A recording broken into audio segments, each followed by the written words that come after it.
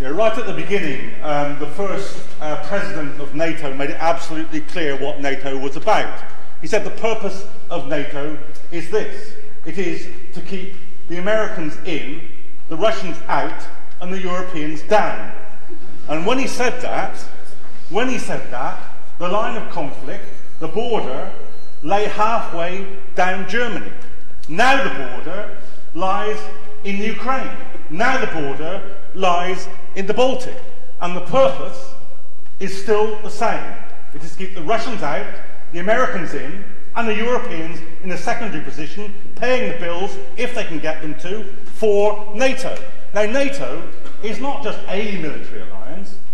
Its leading state, the United States, has got a military budget larger than the 10 next military spenders in the world.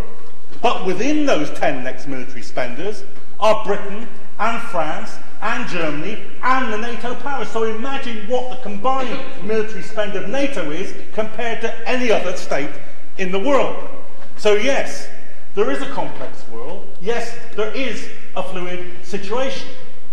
But, and we were told this, been told this time and time again, we are told if you're opposed to that NATO alliance, if you're opposed to the UK government, if you're opposed to the American government, it must be because you are a friend of, now let's list them. It is because you are a friend of the Taliban. It is because you are a friend of Saddam Hussein. It is because you are a friend of President Assad. It is because you are a friend of Iran. It is now because you are a friend of Vladimir Putin. It doesn't mean that at all.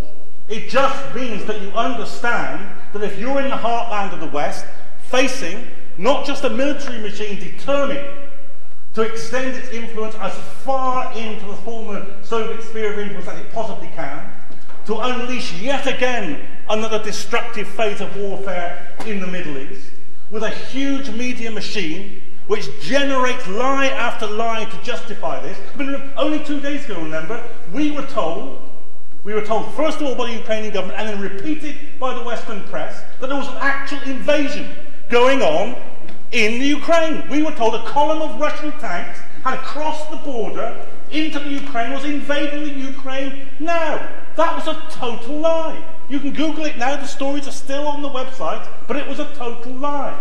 So when you are in the heart of that military machine, if you are facing that media onslaught, then your primary task is this: to get after Obama, to get after Cameron, to get after Hollande, to get after the major generator of war in the world today. That's your task if you live here. If you live if you live in Russia where Boris is, and I've spoken with Boris in Tbilisi, in Moscow, then it's a different matter. When I was in Russia, I made a film about Putin, with Boris's help, about fraud in the elections that brought the parliamentary majority for Putin.